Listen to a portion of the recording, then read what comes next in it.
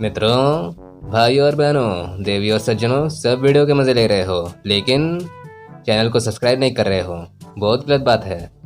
इस बार चैनल को सब्सक्राइब किए बिना आगे बढ़े तो माता रानी का पाप लगेगा। हाँ, तो जल्दी से जल्दी चैनल को सब्सक्राइब कर लो और नोटिफिकेशन बेल को भी दबा दो। फिर चलो आगे बढ़ते हैं। हाय, वेलकम टू फिल्मी टॉक। राधे श्याम प्रभास की उन एंटीसिपेटेड मूवीज में से एक है जिसका इंतज़ार हम सभी बहुत लंबे समय से कर रहे हैं।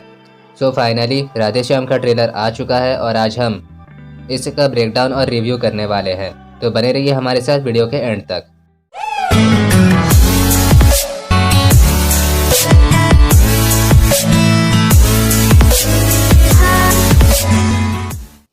सबसे पहले जब राधे श्याम का पोस्टर रिलीज किया गया था तब मैंने उस पोस्टर को देखकर सोचा कि ये फिल्म बहुत ही इमोशनली लव स्टोरी फिल्म होगी जिसमें कोई मारधाड़ नहीं होगा और इसमें हमें बहुत सारे इमोशनल एंगल देखने मिलेंगे।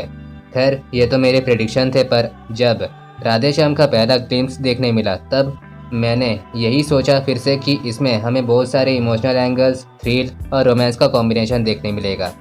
लेकिन जब इसका पहला टीजर रिलीज किया गया जिसमें हमें विक्रमादित्य का इंट्रोडक्शन देखने मिला, तब उस टीजर ने हमारे सभी के इंटरेस्ट को एक नेक्स्ट लेवल पर पहुंचा दिया। तो अब ट्रेलर की बात करें तो ये फिल्म काफ़ी शानदार किसी हॉलीवुड की फिल्म की तरह नज़र आ रही है। इसके विजुअल्स वाकई में बहुत ही कमाल के लग रहे हैं। कुछ जहाज़ के सीन तो हमें टाइटैनिक की याद दिलाती है। जैसे टाइटैनिक में एक आशिक अपने प्रेमी से बिछड़ जाता है, शायद प्रभास भी इसमें अपनी प्रेमी से बिछड़ते हुए दिखाई देंगे। दोनों का मिलना शायद कुदरत को मंजूर नहीं होगा और उसी तरह दोनों अपने कुदरत के नियमों को तोड़ते हुए एक दूसरे को बचाने की कोशिश करेंगे। लेकिन फिर भी ट्रेलर से हमें कुछ भी एग्जैक्ट पता नहीं चल पा रहा है, जिसके वजह से ये मिस्ट्री बनी हुई है कि पूरे फिल्म के दौरान आखिर क्या क्या ट्रेजेडी होगी। इसी मिस्ट्री को मेकर्स ने अभी तक होल्ड करके रखा हुआ है, जिसके वजह से ऑडियंस के बीच अच्छी खासी हाइप बनी हुई है। Very smart. 1 मिनट और कुछ सेकंड के बाद जब ट्रेलर में टिक टिक आवाज़ सुनाई देती है तब फिल्म का एक्चुअल थीम हमें थोड़ा थोड़ा समझ आता है और उसके बाद हमें प्रभास का काम देखने मिलता है।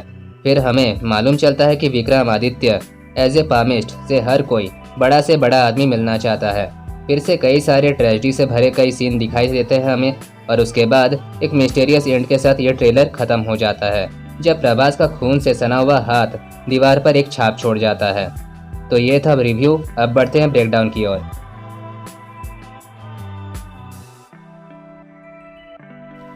खैर, वैसे अगर मैं इसे ब्रेकडाउन के बजाय अगर प्रेडिक्शन कहूँ तो ज़्यादा सही होगा। तो चलो बढ़ते हैं प्रेडिक्शन की ओर, जहाँ मैंने कुछ डिटेल इस ट्रेलर से निकालने की कोशिश की है।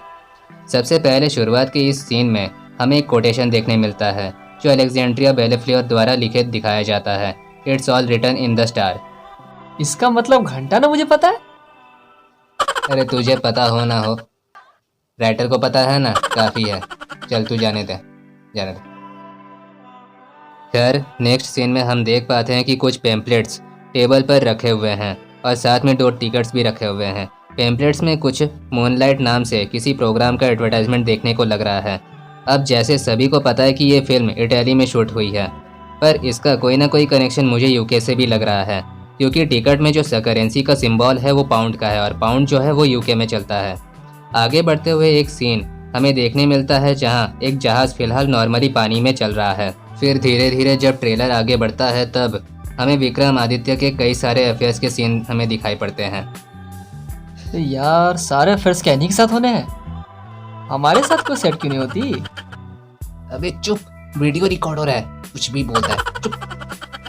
फिर आगे के सीन में हमें पूजा हेगड़े और प्रभास के बीच रोमांस और छोटे मोटे नोकझोंक के सीन हमें दिखाई देते हैं, जिसमें प्रभास पूछता है कितने केसेस हुए। ओ माय गॉड, ये केसेस भी कोई काउंट करने की चीज है क्या? अरे मुन्ना, ये फिल्म है, यहाँ सब चलता है। चल। मामला अश्लील हो रहा है, आगे बढ़ते हैं। इसके बाद धीरे धीरे प्रभास एक लेटेस्ट मोटर बाइक के साथ हमें दिखाई देते हैं, जिसमें हम ये प्रेडिक्ट कर सकते हैं कि शायद ये कहानी किसी और टाइमलाइन में भी सेट की गई होगी। इसके बाद एक और सीन आता है जहाँ एक मैगजीन में लिखा हुआ दिखाई देता है, the man who predict Indian emergency. फिर अगले फ्रेम में सचिन खेड़ेकर और प्रभास दोनों टेबल चेयर में बैठे हुए कोई सीरियस कम्युनिकेशन करते हुए दिखाई देते हैं। या शायद ऐसा हो सकता है कि यहाँ सचिन खेड़ेकर कोई बिजनेसमैन हो और उनका हाथ देखने के लिए प्रभास यहाँ आए हो। अगेन नेक्स्ट सीन में प्रभास और पूजा हेगड़े जिस स्टेयर पर खड़े होकर बात कर रहे हैं, इसे देखकर लग रहा है कि ये विक्रमादित्य का अपना पर्सनल लाइब्रेरी या फिर जितने भी फ्रेम लटके हुए दिखाई दे रहे वो सब उनके अपने अवार्ड्स के सर्टिफिकेट होंगे। फिर से अगर हम देखें अगले सीन में तो यहाँ प्रभास फिर से किसी एजेड लेडी के हाथ देख रहे हैं। ये शायद मेरे हिसाब से कोई पॉलिटिशियन या मंत्री हो सकती है। नेक्स्ट सीन में हमें टीवी पर एक घटना दिखाई जाती है, पर अब इसका क्या पर्पस है वो तो फिल्म देखने के बाद ही पता चल पाएगा। फिर आगे के सीन में प्रभास ये कहते हुए दिखाई देते हैं कि शुरुआत से अंत तक क्या होगा वो सब मैंने पढ़ लिया है। फिर से आगे के सीन में हम जाए तो हमें पुराने से किसी एक प्रेशर मेजरमेंट की मशीन दिखाई देती है, पर अब ये शायद मशीन पानी या हवा को मापने वाली भी मशीन हो सकती है। फिर नेक्स्ट सीन में हम फिर से देखते हैं कि प्रभास को हर कोई अपना हाथ दिखाना चाहता है और अपना फ्यूचर जानना चाहता है। फिर जब ट्रेलर आगे बढ़ती है तब जहाज़ पानी में डिसबैलेंस होते हुए नजर आता है और ये शायद वही जहाज़ है जो शुरुआत में नॉर्मली चल रहा था। फिर आगे के नेक्स्ट सीन में हम देखते हैं कि प्रभास कोई लोहे की जंजीर को पकड़कर किसी को बचाने की शायद कोशिश कर रहे हैं। फिर से जहाज़ अगेन डिसबैलेंस होते हुए दिखाई देती है। फिर आगे के सीन में हम देखते हैं कि प्रभास कोई बुक पढ़ते हुए बहुत परेशान नजर आ रहे हैं, जैसे लग रहा है कि उन्होंने बहुत बड़ी कोई गलती की है या फिर कुछ खो दिया है। अगेन नेक्स्ट सीन में हमें प्रभास बहुत ज़्यादा गुस्से से बैग फेंकते हुए दिखाई देते हैं। या शायद ऐसा हो सकता है कि उन्होंने शायद बहुत बड़ी कोई गलती कर दी है जिसके वजह से अब वो शायद पछतावा महसूस कर रहे हों। नेक्स्ट सीन में आगे पूजा कार में चिल्लाती हुई दिखाई देती है, जैसे मानो वो किसी बात से बहुत ज़्यादा परेशान या फ्रस्ट्रेटेड हो। अगले सीन में हम देखते हैं कि फिर से जहाज़ में किसी टेक्निकल प्रॉब्लम के चलते शायद आग लग गई है। आगे हम फिर से देखते हैं कि पूजा फिर से परेशान हो रही है और शायद यहाँ ऐसा हो सकता है कि उन्होंने फिर से किसी को खो दिया हो। फिर से कुछ झलकियों के बाद अगर आप इस सीन पर ध्यान दोगे तो एक पॉसिबिलिटी ये भी है कि ये कड़कती तेज बिजली के वजह से भी शायद जहाज़ का बैलेंस बिगड़ गया होगा। फिर बढ़ते ट्रेलर में आगे हम प्रभास को पूरी तरह से खून से सना हुआ देखते हैं।